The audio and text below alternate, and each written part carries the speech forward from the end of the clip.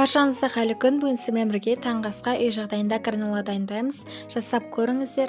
Өте дәмді болып шығады. Міндетті түрде видеомды соңына дейін көріп, лайк басып арнама тіркеліп кетіңіздер.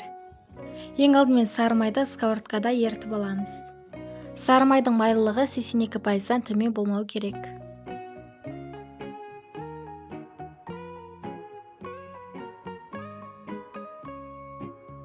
Майымыз еріп болғаннан кейін газдан алып, үстіне бал қосамыз.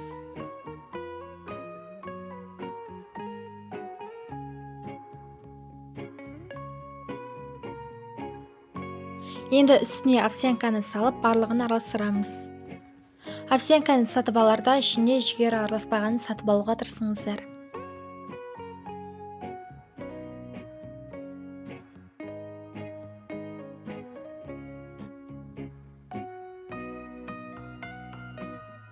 Осылай дайындап алып, пергамент қағазын үстіне жайып шығамыз.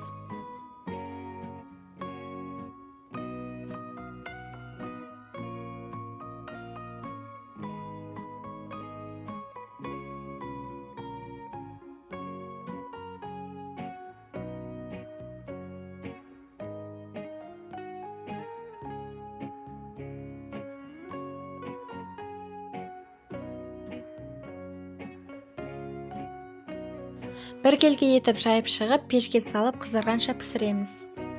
Кішкене піскенде 5 минуттан соң алып, шетіндегілердің ортасына қарай видеодағыдай араластырамыз.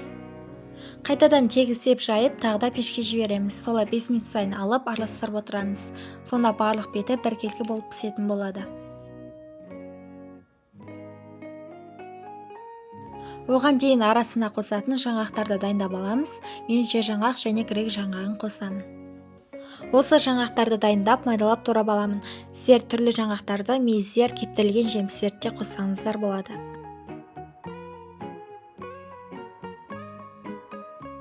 Кейін тағы да алып, осылай араластырдым.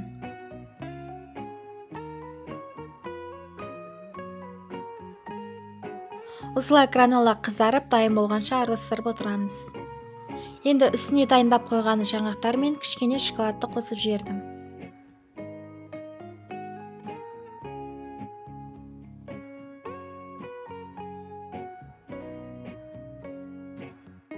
Осымен гранола дайын, көріп тұрғандарыңыздай өте тез жасалады.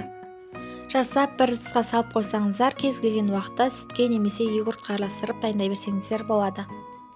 Видеомды лайк басып, арнама тіркеліп кетіңіздер. Сіздермен болған Нұрсұлу. Видеомды соңына дейін қарағандарыңызға рахмет.